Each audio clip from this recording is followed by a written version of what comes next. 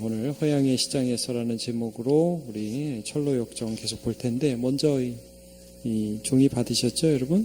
종이에 보면 박스 안에 오늘 함께 나눌 내용의 줄거리들이 있습니다. 그래서 그 내용을 한번 먼저 보도록 하겠습니다.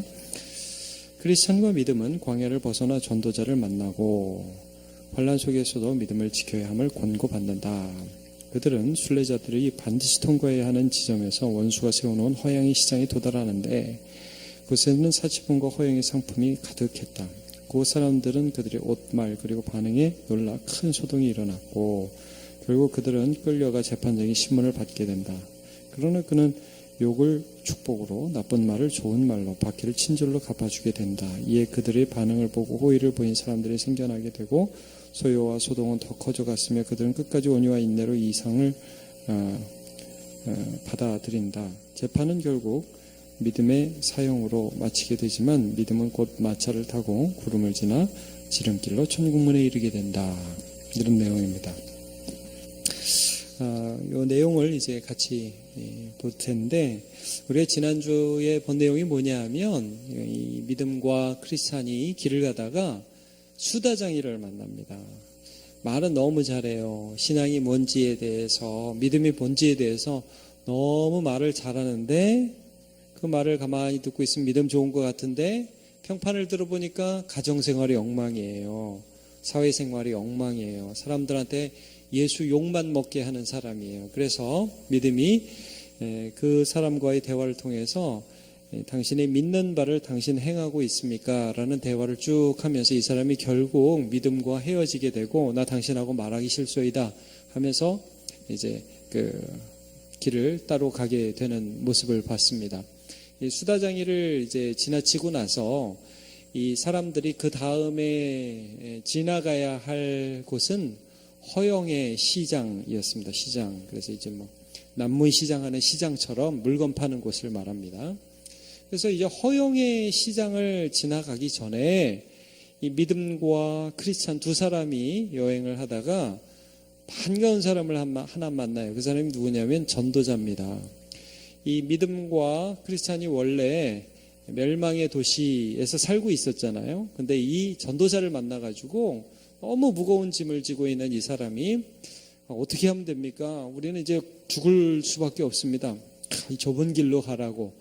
전도자의 전도를 받아서 좁은 길로의 길을 가기 시작했던, 그 길을 시작하게 했던 그 전도자를 허영의 시장 앞에서 만나게 됩니다. 그러면서 전도자에게 권면을 받는데, 이게 굉장히 중요한 것입니다. 왜냐하면 허영의 시장에서 분명히 유혹도 많고 두려운 일도 많고 핍박을 받게 되거든요. 우리가 좀 이따 보게 되어 있지만, 근데 거기서 말씀으로 무장을 해야만 이길 수 있는 거예요. 그냥 가면 지는 거예요. 세상의 유혹과 핍박 속에서 우리가 말씀으로 무장되어 있지 않으면 이길 수가 없는 것입니다. 제가 이 설교 준비하면서 그 찬양이 생각났어요. 제가 이 찬양이 두고두고 생각나는데, 여러분 이거 아시죠? 세상의 유혹 시험이 내게 몰려올 때에 나의 힘으론 그것들 모두 이길 수 없네.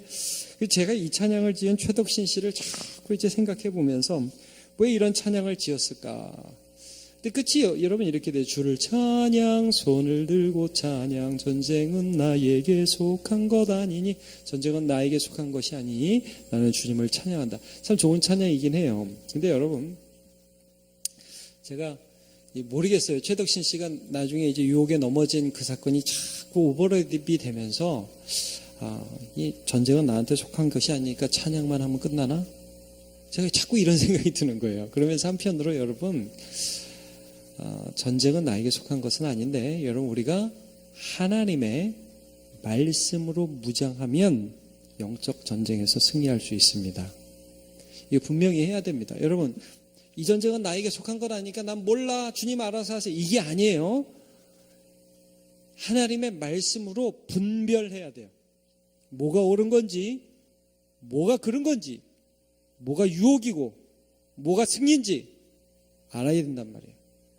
알고 위험을 당하고 유혹을 맞이하면 이길 수 있어요.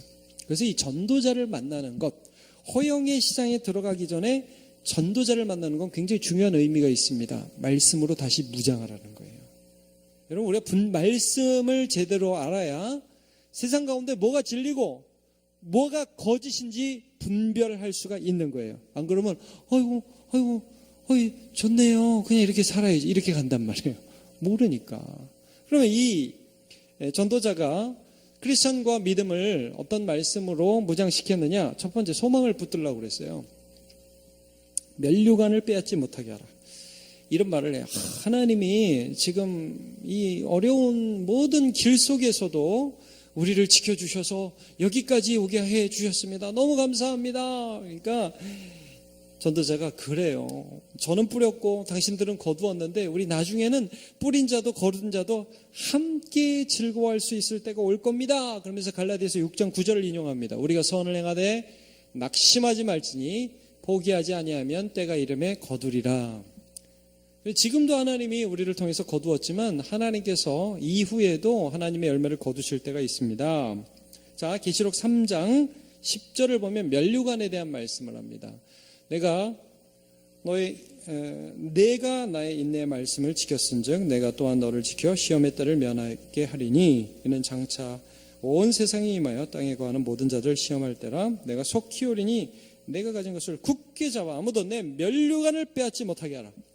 하나님이 주실 상을 면류관이라고 이렇게 표현했어요. 여러분, 이 면류관이라는 단어 아시죠? 고대 운동 경기에서 마라톤 같은 데서 이렇게 우승하면은 관을 쓰잖아요. 운동 경기 상이잖아요, 면류관이. 그래서 이제 이 바울 사도가 디모데 후서에도 이 말씀을 합니다. 나는 선한 싸움을 싸우고 나의 달려갈 길을 마치고 믿음을 지켰기 때문에 이제 후로는 나를 위하여 뭐가 준비됐어요? 의의 면류관이 예비됐다. 여러분, 우리가 믿음으로 오늘 살아가잖아요. 그럼 이 세상에서 상을 다 받지 못해요. 근데 여기 보면 의의 면류관, 하나님이 너가 참 믿음으로 잘 싸웠다 해서 상을 주신다고요. 그것이 예비되었으므로 그 주 곧 의로우신 재판장과 그날에 내게 주실 것이며 내게만 아니라 주의 나타나심을 사모한 모든 자에게 도니라. 그러니까 지금 이 전도자가 믿음과 크리스찬에게 기대를 포기하지 마세요. 이 세상에서 받을 어떤 상들, 기분 좋은 거, 여러분 이런 것만 바라보지 마세요. 두 분 꼭 기억하세요. 하나님이 주실 면류관을 바라보셔야 돼요. 그게 있어요. 지금도 인내의 말씀을 잘 지켰어요. 끝까지 말씀 잘 지키세요. 이렇게 권면하고 있는 것입니다. 그 다음에 두 번째 뭐라고 말씀하냐면 죄와 타협하지 말라 그랬습니다.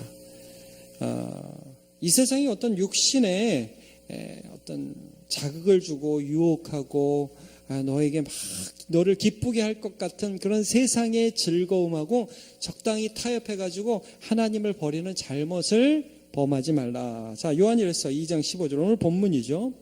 이 세상이나 세상에 있는 것들을 사랑하지 말라. 누구든지 세상을 사랑하면 아버지의 사랑이 그 안에 있지 아니하니 이는 세상에 있는 모든 것이 육신의 정욕과 안목의 정욕과 이생의 자랑이니 다 아버지께로부터 온 것이 아니요 세상으로부터 온 것이라.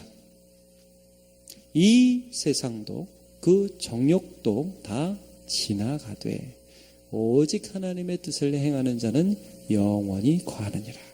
분명히 말씀합니다. 그러니까 적당히 이 세상에서 재밌게, 세상에서도 재밌게, 그리고 나중에 하나님 영광도 받고 너네 그런 생각하지 마라. 골로새 3장 5절 이거 같이 읽어보죠. 시작. 그러므로 땅에 있는 지체를 죽이라. 곧 음란과 부정과 사욕과 악한 정욕과 탐심이니 탐심은 우상 숭배니라. 정확히 말씀하시죠. 땅에 있는 지체들을 죽여라. 네 욕심대로 살고 하나님을 버리고자 하는 마음이 들 때에 그것들을 죽여라. 제가 지난주에도 우리 청년들한테 이런 질문을 좀 들었는데 목사님 그럼 욕구는 다 죄인가요? 여러분 밥 먹고 싶은 욕구 죄입니까? 아닙니다. 밥 먹고 싶은 욕구는 죄가 아니에요. 근데 건강을 해치면서도 과식하려는 욕구는 죄가 되겠죠. 그렇죠? 여러분 자고 싶은 욕구가 죄예요? 자야죠. 안 자면 안 돼요. 여러분 다 주무세요. 근데 게으른 건 죄죠. 여러분 성적인 욕구가 죄입니까? 아니요. 그건 부부관계에서 하나님이 허락하신 기쁨이고 즐거움입니다. 근데 그 부부관계를 벗어나면 그건 죄가 되는 거죠. 그러니까 여러분, 하나님께서 우리에게 주신 모든 것이 선하니까 감사함으로 받으면 버릴 것이 없습니다만, 그러나 그것 자체를 숭배하게 되면 그건 우상숭배라고요. 탐심은 우상숭배다 말씀하고 있습니다. 그 과정에서 우리가 하나님, 그것을 주신 하나님을 버리기 때문에 이건 무서운 거죠. 그러니까 너네들 죄하고 타협하지 마. 죄가 뭐 달콤하고 순간적으로 좋을 것 같지만 그거 아무것도 아니야. 정신 바짝 차려라고 전도자가 말씀으로 다시 한번 권면합니다. 그 다음에 자기 십자가를 지라 이 말씀을 합니다. 전도자는 이런 말씀을 합니다. 너무 여태까지 수고했어요. 이제부터는 평탄한 길만 있을 거예요. 이제부터는 좋은 길만 있을 거니까요. 꽃길만 걷게 해줄게요. 하여튼 제가 요즘에 이 말이 자꾸 생각나요. 꽃길. 요즘 왜 이렇게 꽃길이 많이 나옵니까? 저 꽃길만 걷게 해준다고. 그 여러분, 성경적으로 하면 꽃길이 아니라 좁은 길이라고 그랬죠? 꽃길 너무 좋아하지 마십시오. 아멘 안 할 줄로 제가 알았습니다. 자, 좁은 길 사랑하시기 바랍니다. 왜? 좁은 길 끝에 영원한 하나님의 나라를 우리가 만나니까 좁은 길로 가라고 그러잖아요. 어디 성경에 꽃길로 가라고 그랬어요. 그래서 이제 우리 애들이 부모님한테 엄마 꽃길만 걷게 해줄게. 그러면 딱 정신 차려 눈 똑바로 쳐다보고 우리 좁은 길을 가자. 그러세요? 네. 자, 자기 십자가를 지고 대가를 계산하고 너가 이 세상에서 살아가면서 주님의 사람으로 살아갈 때에 세상 거 다 누리고 세상이 원하는 거, 세상이 좋다고 하는 거 다 누리고 살아가려고 꿈도 꾸지 마라. 그런 거 아니다. 그런 것들을 다 잃어버릴지라도 얻는 영원한 하나님의 나라를 얻었기 때문에 기꺼이 그런 걸 버릴 수 있으면서 우리는 가는 거다. 이걸 다시 한번 기억나게 해줍니다. 그래서 계시록 2장 10절 너는 장차받을 고난을 두려워하지 말라. 그러니까 얘기해요. 너 허영의 시장 저기 이제 그 새로운 도시에 가게 될 텐데 거기서 너네 환난 받을 거야. 너 죽을지도 몰라 그래요. 당신들 가운데 한 사람이 죽을 수도 있어요. 그렇게 얘기를 해요. 꼭 이 말씀 같아요.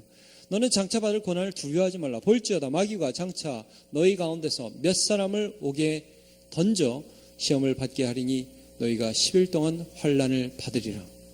너네들이 여기 왜 10일이라고 그랬는지 여러분 기억하시나요?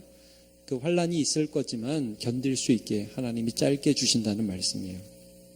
그래서 요한계시록에 항상 그 날짜 이런 것들은 긴 거 막 무적행 막 끝도 없는 무적행 뭐 1000년 이런 거 긴 거고요. 3년 반 뭐 이런 것들 42달 이런 그 숫자들은 짧다는 얘기예요. 견딜 수 있게 하나님이 그 길이를 끝내주신다는 말이에요. 그러니까 10일 동안 너희가 환난을 받으리라. 그러나 너희가 어떻게 충성하라고요? 죽도록 충성하라. 실제로 죽기도 한다는 것입니다. 그러면 네가 죽어도 하나님은 너에게 생명의 관을 주리라 말씀하고 있는 것입니다. 기억하라는 거예요. 우리가 예수 믿는 거, 우리가 하나님 따라가는 것은 이 세상에서 잘 사는 것이 목표가 아닙니다. 이 세상에서는 하나님의 형통케 하시는 은혜와 박해를 겸해서 받습니다. 그러나 영생을 받지 못할 자는 아무도 없습니다. 이게 성경 말씀입니다. 자, 이제 그들은 허용의 시장, 베너티 페어라고 하는 곳에 들어가게 됩니다. 이 허영의 시장을 소개하는데 설립 시기와 공동 설립자가 나오는데 설립 시기는 약 5,000년 전이다 이렇게 표현을 합니다. 이건 뭐냐 하면 5,000년 전이라는 건 아마 그 존 버년의 시대 때 이 성경 시대를 거슬러 가면 한 5,000년 정도 전에 처음 하나님이 천지를 창조하시고 사람을 만든 게 아니었나라고 대충 한 그 정도 역사가 나오거든요. 길이가 나오거든요. 요즘에는 뭐 과학자 사이에 젊은 지구론, 늙은 지구론 해서 5,000년이다. 뭐 성경의 그런 기록들을 단순한 물리적인 시간으로만 볼 수 없다. 뭐 여러 가지 의견들이 나오니까요. 뭐 이거 정확하게 알 수 없지만 여기서 5,000년 전이라고 한 이유는 뭐냐면 세상이 생긴 이후로 허영의 시장은 항상 있었다는 거예요. 그 얘기를 하는 겁니다. 그 공동 설립자가 나와요. 누구 나오냐면 바알세불, 아블루온, 군대 귀신을 딱 예로 든 거예요. 그러니까 이 사탄을 쫓는 마귀 무리들, 귀신 무리들, 이들이 허용의 시장을 설립해서 이 사람들을 유혹했는데, 이 취급 품목을 보니까 집, 토지, 명당 자리, 일단 부동산부터 들어가죠. 네. 우리도 이런 거 갖고 싶죠, 여러분. 여러분, 예수 믿는 게 좋아요? 부동산이 좋아요? 네. 예수 믿는 게 좋으시죠? 네, 아멘. 감사합니다. 직위, 명예, 그러니까 이거는 어떤 세상적인 어떤 육신의 정욕, 안목의 정욕, 예, 이생의 자랑, 사람들 앞에 자랑하고 싶은 어떤 명예에 관한 부분들이죠. 귀족 칭호, 국가들, 왕국, 욕정, 향락, 그러면서 특별히 향락을 위해서는요, 쾌락을 위해서는 매춘부, 포주, 아내, 남편, 아이들, 주인, 하인, 생명, 피, 육체, 영혼, 은금, 진주를 파는 시장이라고 독특한 얘기를 합니다. 자, 이건 계시록 18장에 나오는 바벨론에서 팔았던 그런 물품들을 연상시킵니다. 제가 한번 읽어드리겠습니다. 바벨론에서 팔았던 그 상품은 금과 은과 보석과 진주와 세모파와 자주 옷간과 비단과 붉은 옷감이요 각종 항목과 각종 상아 그릇이요 값진 나무와 구리와 철과 대리석으로 만든 각종 그릇이요 계피와 향료와 향과 향유와 유향과 포도주와 감람유와 고운 밀가루와 미리와 소와 양과 말과 수레와 종들과 사람의 영혼들이라, 이렇게 나오죠. 이 바벨론에서 장사하는 이 사람들이 얼마나 사람들의 영혼을 쑥쑥 빼갔는지. 여러분, 우리가 이게 중독이 되고요, 뭔가 세상의 것을 사모하고 사랑하게 되면 나중에 영혼이 쑥 빠져나가는 것 같아요. 그런 느낌이 든단 말이에요. 여러분, 이렇게 도박하는 사람 이렇게 보면 그 사람들 얼이 이렇게 쭉 나간 것 같지 않아요? 얼 빠진 사람들 같지 않아요? 영혼이 나간 사람들. 그 자기 영혼 팔아버리는 거예요. 여러분, 세상에 무엇인가를 사랑해서 그것들을 사랑해서 내가 없어지는 거예요. 영혼 팔아버리는 거예요. 그러니까 허영의 시장이 지금 무엇을 말씀하냐면, 사람들이요, 하나님을 섬겨야 하고 하나님으로 만족해야 되는 이 영혼이 이 세상의 영광과 물질에 자기의 영혼이 그냥 팔려버린 거예요. 그래서 그냥 그거 사기 위해서는 어떤 대가도 두려워하잖아요. 죽으면서까지 그런 짓을 한다는 거예요. 자기 생명을 놓아놓아요. 이게 사탄의 전략이라는 거죠. 세상을 사랑하게 하는 게 사탄의 전략이라고 말씀을 하고 있습니다. 자, 근데 이 시장의 위치가 재밌는데, 이 시장이 어디 있냐면 순례자가 반드시 지나야 하는 길 위에 있다, 그렇게 써 있어요. 여기를 안 지나갈 수가 없는 거예요. 꼭 지나가야 하는 길에 이 시장이 있어요. 비켜가면 되겠네. 여러분, 그 바울이 고린도 교회에 쓰는 편지도 보면요, 야, 너네가 교회 내에 음란한 사람들이 있으면 그 사람이 교회 내에서 음란한 짓을 하고도 회개를 하지 않으면 교회 밖으로 쫓아내야 돼. 그러나 세상에서 음란한 사람들을 안 보고 살 수는 없다. 너네 그러려면 세상 밖으로 나가야 돼. 이런 말씀을 하거든요. 그러니까 여러분, 우리가 이 세상 살아가는데 중세 시대에는 수도원 운동이라고 그래가지고요, 이 성직자들이 다 산에 올라가 버렸어요. 그래서 난 그런 거 안 봐. 난 더러운 걸 안 봐. 그리고 이 산에 올라가서 자기들만 도도하고 거룩하게 사는 척 했는데, 물론 좋은 의도를 가지고 한 분들도 계시겠지만, 그러나 여러분, 성경적으로 말씀하면 무엇이냐 하면, 우리는 세상 속에서 삽니다. 다 보고 사는 거예요. 다 보고 살지만 세상에 속하지는 않았습니다. 이게 무슨 말이냐?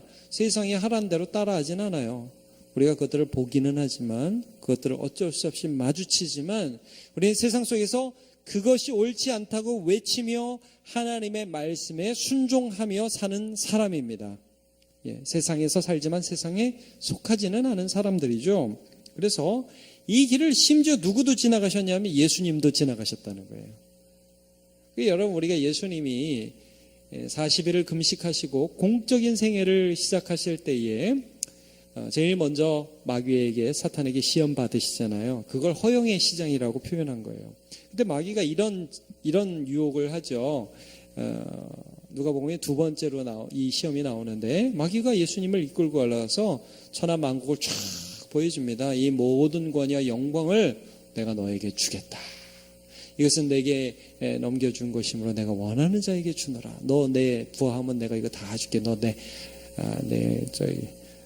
중대장 할래? 소대장 할래? 이렇게 해. 예수님께 마귀가 이렇게 제안했어요. 예수님 뭐라고 그러시죠? 헷갈려. 그러지 않으셨어요.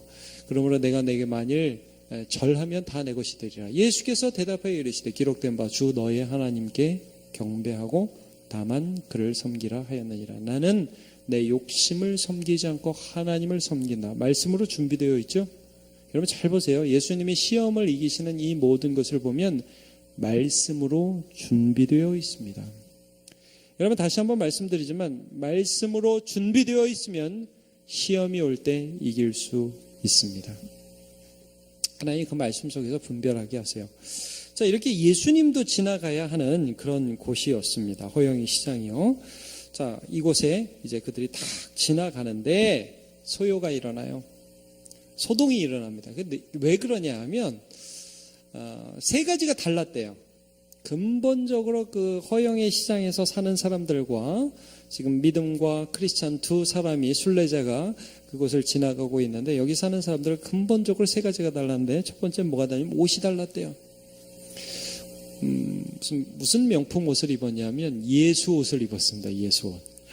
자, 이 크리스찬을 여러분 보시면 먼저 이 구절 한번 볼까요? 오직 주 예수 그리스도로 옷 입고 정욕을 위하여 욕심의 일을 도모하지 말라. 그러니까 세상 사람들은 정욕의 옷을 입었고 그래서 욕심을 따라 살고 크리스찬과 믿음은 예수 그리스도로 옷을 입었대요. 크리스찬이 십자가 앞에서 자기의 어깨에 졌던 무거운 짐이 이렇게 떨어져 나갈 때 그때 예수께서 그의 누더기 같은 남루한 옷을 벗겨버리시고 그리고 흰 옷을 입혀주시죠. 그거 우리가 보지 않습니까? 옷이 다른 거, 쟤들은 좀 빛나네. 쟤들은 옷이 달라. 여러분 이게 단순한 어떤 우리가 입은 이 옷감으로 된 옷을 말하는 게 아니에요. 일종의 품이라고 그럴까요? 여러분 이 사람들하고 말해보면 정말 예수를 믿는 사람과 세상을 사랑하는 사람에게서 냄새가 다르고요. 풍기는 인상이 다르고 그들과 함께 대화하면서 누리는 그 예수의 향기가 달라요. 이 사람들의 행동 하나하나 말 하나하나 이런 것들 가운데에서 느껴지는 예수 향기가 있었다는 거예요. 그러니까 여러분 신자는 예수가 드러날 수밖에 없죠. 우리 성도들도 그러시죠. 여러분 옆구리를 쫙 찌르면 왜 이래 이렇게 하면 예수 이렇게 나오죠. 그렇죠? 우리 성도들은 우리 장로님 한번 옆에서 팍 찌르면 예수 막 이렇게 나오지 않아요? 집사님 확 찌르면 세상 사람들은 어이씨 막 이렇게 해도 어이 예수 막 이렇게 나오죠. 우리는 아멘.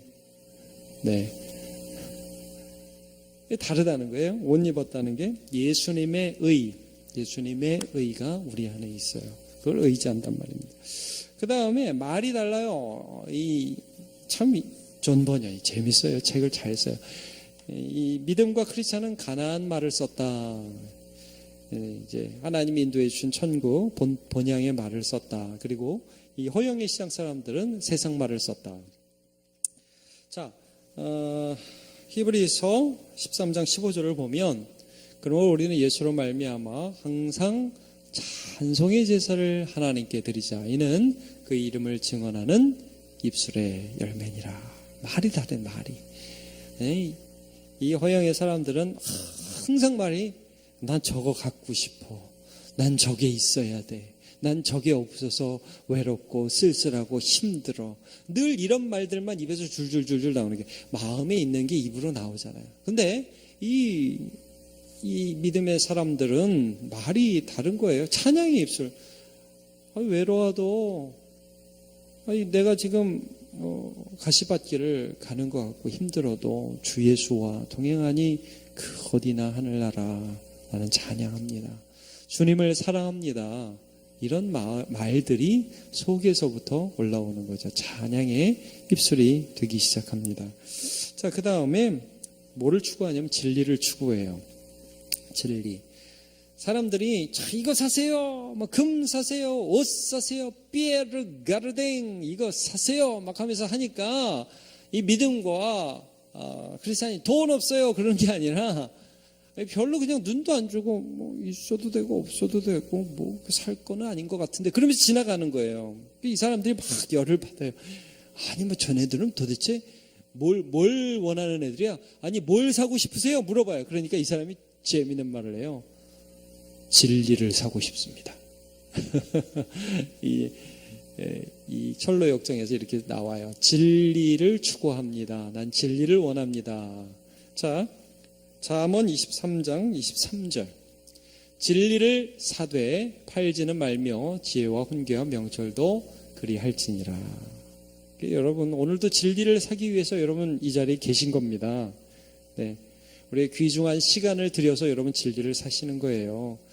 말씀을 들으면서 분별하는 것입니다. 무엇이 옳은 것인지. 진리를 사라. 그리고 절대 그건 팔지 마라. 나는 그걸 추구합니다.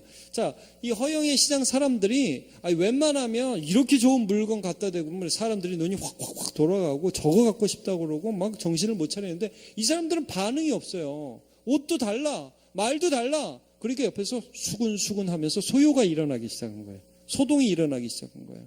야, 너는 뭐냐? 너네 뭔데 이렇게 뭐 우리의 말도 듣지 않고 우리 무시하는 거야? 막 그러면서 소동이 일어나기 시작했어요. 마치 에베소 지역에서 바울 사도와 그 다음에 많은 사람들이 복음을 전하니까요. 아데미 신전에서 아데미 옷감 짜는 일들을 했던 데메드리오 같은 사람들이 바울 때문에 자꾸 사업이 망해가니까 소동을 일으키잖아요. 그래가지고 바울이 잘못한 거 하나도 없는데 다 아데미 신이요 막 이러면서 소동을 일으켰던 것처럼 이 허용의 시장 사람들이요 소동을 일으키기 시작했어요. 저놈은 뭐야? 막 그러면서 막 소요가 일어나니까 이 믿음과 크리스찬이 잡히게 됩니다.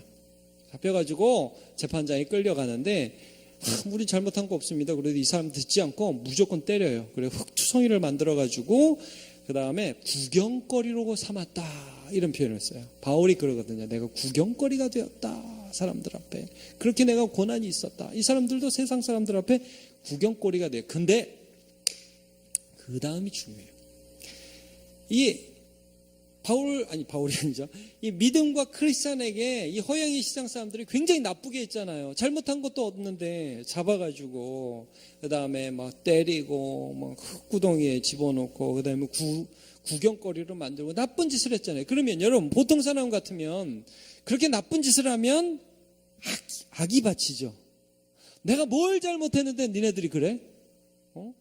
너무한 거 아니야? 아니 이 도시 사람들은 어째 이따위야?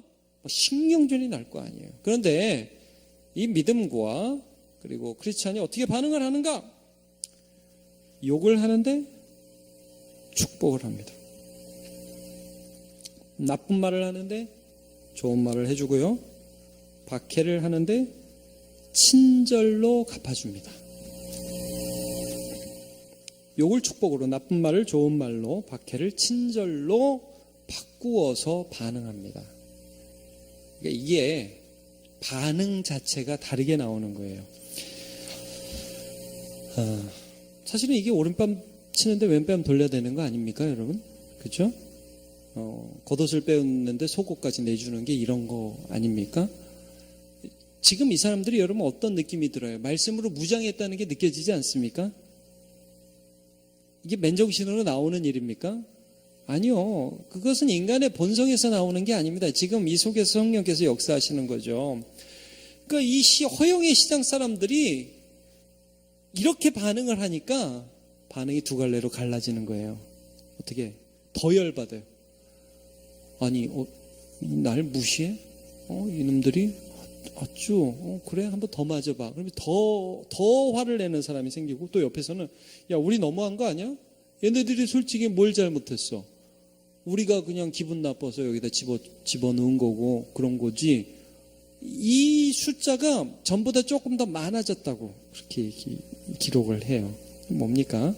여러분, 우리가 예수를 똑바로 따르기 시작하면 그러면 세상의 반응이 두 가지로 갈린다는 거예요. 첫 번째, 우리를 더 싫어한다. 여러분, 우리가 예수를 똑바로 믿잖아요. 대부분의 대부분의 세상 사람들은 우리를 더 싫어합니다. 걔 말도 안 통해. 나 걔 싫어. 뭐 예수 믿는다고 되게 생색내대. 지만 잘났어? 더 싫어한다고. 근데 여러분, 우리 예수를 똑바로 믿잖아요. 그러면 이렇게 반응한 사람이 나와요. 도대체 쟤들 안에는 뭐가 있지? 어떻게 저렇게 살 수 있지? 나하고 다른데? 놀라운데? 궁금한데? 나도 쟤들이 믿는 예수 알고 싶은데? 여러분, 그게 누구예요? 바울이 빌립보 감옥에서 전도했던 간수입니다. 내가 어떻게 하여야 구원을 얻으리까? 주 예수를 믿으라. 그리하면 너와 내 집이 구원을 얻으리라. 반응이 다르잖아요. 바울 사도는 도망가지 않잖아요. 찬양하고 기도하잖아요. 밤중에. 그러니까 그들이 궁금해할 수밖에 없는 거예요. 자, 베드로전서 3장 14절 15절 2절을 보죠. 그러나 의를 위하여 고난을 받으면 복이 있는 자니 그들이 두려워하는 것을 두려워하지 말며 근심하지 말고 그랬어요. 여러분, 의를 위해서 고난을 받으면은 세상 사람들이 두려워하는 것을 두려워하지 마십시오. 그때 하나님이 귀한 일을 하십니다. 근데 그 다음 절, 너희 마음에 그리스도를 주로 삼아 거룩하게 하고, 자, 분명히 사람들이 물어볼 거라 이거예요. 너희 속에 있는 소망에 관한 이유를 묻는 자가 있다. 야, 너네는 왜 내가 때리는데 화 안 내니? 넌 왜 내가 욕하는데 나한테 친절하게 해? 너네 속에 뭐 있지? 너희 속에 있는 소망에 관한 이유를 묻는 자들이 반드시 생긴다는 겁니다. 그러면 그들에게 그렇게 물어볼 때 그냥 했지 이러지 말고 대답할 것, 나는 내가 믿는 예수의 사랑 때문에 그렇게 할 수밖에 없어. 준비했다 대답하라는 거예요. 여러분, 우리가 그냥 아무런 관계도 없는 사람들한테 예수 믿으세요. 예수님 여러분을 사랑하세요. 그러면 그 사람들이 뺨 때리고 갈 수도 있고 웃기지 말라고 그럴 수도 있어요. 그러나 여러분, 우리의 삶 속에서 내가 억울하게 고난을 받아요. 내가 억울하게 손해를 본다고요. 근데도 내 반응이 달라. 쟤는 왜 악한 말을 하는데 축복하지? 저 사람은 왜 나한테 친절하지? 그러면 나를 싫어하는 사람도 있겠지만 그 중에 한 명이 되든 두 명이든 물어본다고. 도대체 너는 왜 그러니? 그때 대답할 거 정확하게 난 성격이 좋아 이러지 말고 내 안에는 예수가 계셔. 그렇게 대답하라는 거예요. 그걸 준비하라는 말씀을 해주고 있는 것입니다. 그래서 여러분, 우리가 다음 장에서 보겠지만 여기서 믿음은 죽어요. 오늘 그 내용에서 믿음이라는 사람은 죽게 됩니다. 근데 이때 이 허영의 시장에서 회심자가 한 명이 나오는데 소망이라는 회심자가 나옵니다. 당신 보니까 하나님 살아계세요. 당신이랑 같이 갈래요. 그래서 크리스천하고 같이 여행을 떠나는 소망이라는 사람이 생기게 되죠. 여러분, 이게 전도입니다.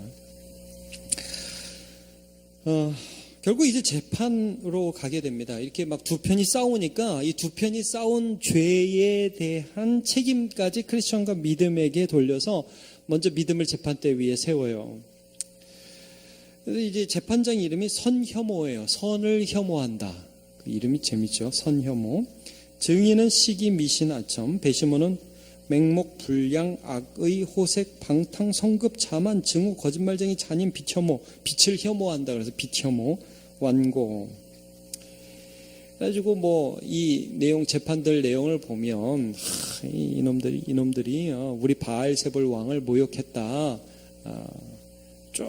이 사람들이 거짓 재판을 진행합니다. 예수 그리스도가 당하신 그 재판을 연상하게 합니다.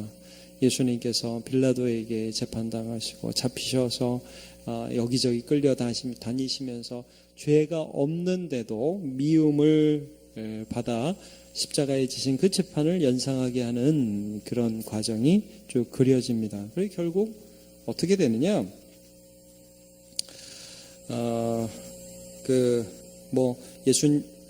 다니엘처럼 건진받는다, 사자굴에서 건진받는다, 풀무불에서 건진받는다, 그런 거 없습니다. 죽어요. 죽는데 아주 여기 이 초대교회에 희생당했던 순교자들의 모습을 그대로 표현합니다.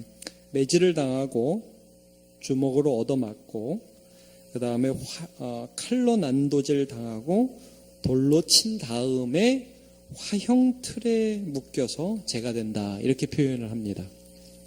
그러니까 이 허영의 시장에 들어가기 바로 전에 전도자를 만나서 당신들 중에 누가 죽을 수도 있습니다 라는 경고를 받잖아요. 그게 그대로 이루어집니다. 근데 이 과정에서 이 대화를 보면 지금 믿음과 크리스찬 둘이 이제 죽을 위기에 있잖아요. 근데 서로 죽고 싶어 해요. 이 책을 보면 그래요. 내가 주님 위해서 이 순교의 기회 때 죽을 수 있으면 참 좋겠다. 내가 그러면 좋겠다. 서로 둘이 그러고 있어요. 이 책을 보면. 뭔가, 여러분, 그게 무엇을 의미할까요? 면류관을 바라본다는 거예요. 여러분, 이 세상만 보지 않고 하나님이 주실 면류관들을 바라보고 있다는 거예요. 그걸 지금 표현하고 있어요. 물론 여러분 두렵겠죠. 그러나 이 두려움 넘어 있을 그 상들을 바라보는 거예요. 말씀으로 무장한 거예요. 자, 우리 사랑하는 남원교회 성도 여러분, 말씀으로 무장하시길 축복합니다. 세상에서 주는 어떤 메시지들, 이게 좋은 거야, 돈이 좋은 거야, 오래 사는 게 좋은 거야, 건강한 게 좋은 거야. 여러분 그거 좋은데 잠깐입니다. 다 지나갑니다. 다 없어집니다. 오직 하나님의 나라만 영원합니다. 그래서요, 믿음이 그렇게 비참하게 죽어요.